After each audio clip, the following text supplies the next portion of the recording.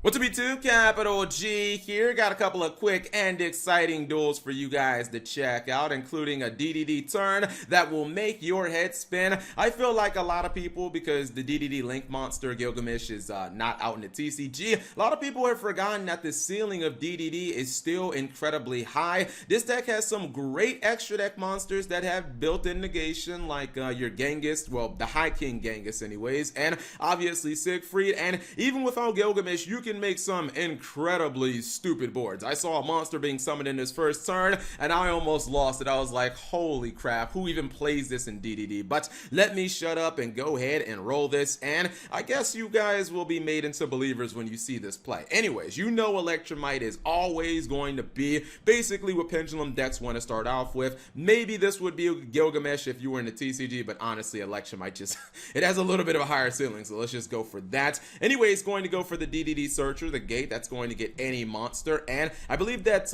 the copy of Thomas is going to be activated, then he's just going to pop. He did recover a Pendulum monster as well, so he has a bunch of resources. Now maybe we're going to see a Pendulum summon. Okay, looks like a Pendulum summon of 2 monsters. These monster effects will kick in, or at least to Thomas. That's going to give up the scale, and that's going to summon another Ragnarok from the deck. Now the interesting thing is, you guys might be thinking, oh, is he going to go for Titanic Galaxy cap? 2 8s on the field. Man, we ain't going for no Titanic Galaxy. We got bigger and better plans, including this, going straight into the Coach King Giant Trainer. You guys remember this from when Zodiac first came out? They'd go into this card. This card is nuts, by the way. You get to draw 3 cards by detaching 3 materials, and you get to burn your opponent. Let's go. 2400 damage, 3 cards drawn. Look at this hand size. I mean, this is after going into a rank 8 XC, and you still have like what, 7 cards in hand, and even with the Pendulum summon, you know, used up, it's fine because DDDs have the ability to fusion summon, and they have so many extenders. Ragnarok, when it's summoned from the graveyard, will summon another monster, so it's perfectly fine. You get the you get the Titanic Galaxy anyways. Now you have the Alexander. Alexander is going to activate, summon another monster. You can now go into Siegfried, so that's one of your negations. Well, you have 2 negations already, but we're probably looking for a 3rd negation. Actually, excuse me, no, you have 3, because I forgot the High King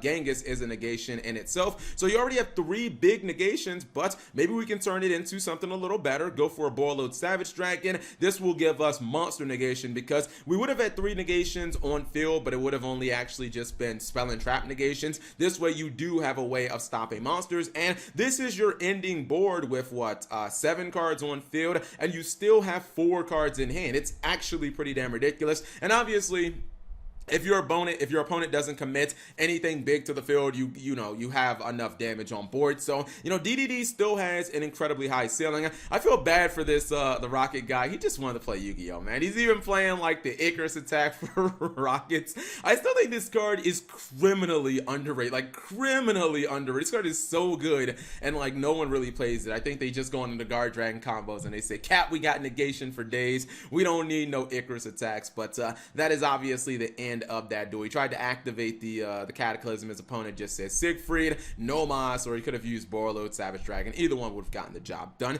Next duel will be a little more back and forth. It'll be a little more back and forth. We got Lightsworn and we have Cybers up at the top. I believe Lightsworn's going to open up. This is interesting.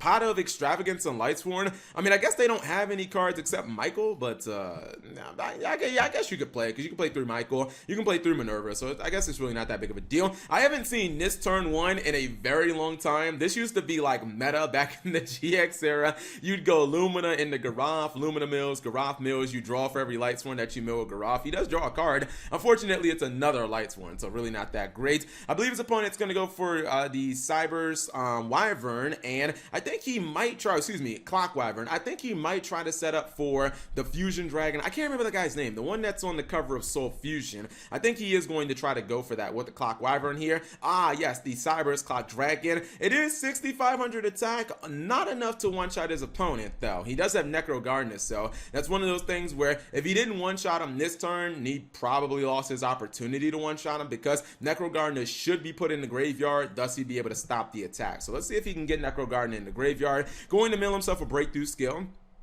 That can't be used until the next turn. He is burning through a lot of his cards, though. He's going to go ahead and banish it, looking to drop Judgment Dragon and Light Ray Diablos. And it looks like it is an easy GG no read, but this is why you gotta read your opponent's cards, even if they're not monsters. You gotta read these things. People do not know about Signet Storm, man. If you take so much battle damage in one attack, you get to summon a random monster from your extra deck. He's going to take that, and he's going to summon a copy of Xcode Talker. So this is actually going to block the Judgment Dragon from killing him, leaving him with looks like maybe less than 1,000 attack or less than 1,000 life points. And during the end phase, what happens? His opponent foolishly decks himself out.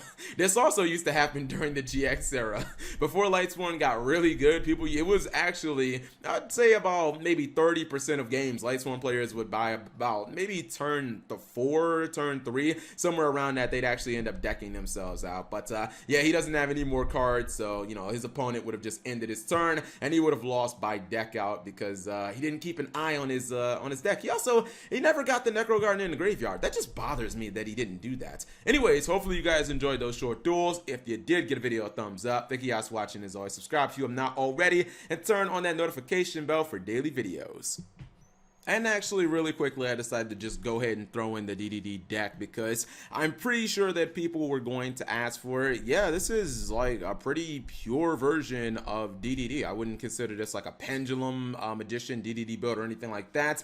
I think at this point, like basically all Pendulum decks that are not like Cleaford decks that can't summon other Pendulum monsters, like every deck is going to kind of use Darkworm if it's Pendulum based. The card is just too strong for Pendulums because it does give you an instant scale, and then it also like puts itself on field at the cost of basically like one of your Foolish Burial cards. So yeah, you're generally going to see Darkworm in like all Pendulum decks, and then obviously you're going to run that Gate 0, and then a card like Curtain Raiser is just kind of it's a way of getting a Pendulum monster on board without using your normal summon, as well as it just summons itself with its effect in the Pendulum scale. But everything else is really just like pure DDD, and it kind of proves that even though Gilgamesh is a super strong card, you don't need it to get the full ceiling out of DDD. The archetype still has lots of plays. I think if there was one hand trap that would probably work best for a deck like DDD, I think it would be Gamma. Well, then again, you know what, maybe I'm just saying that because I feel like that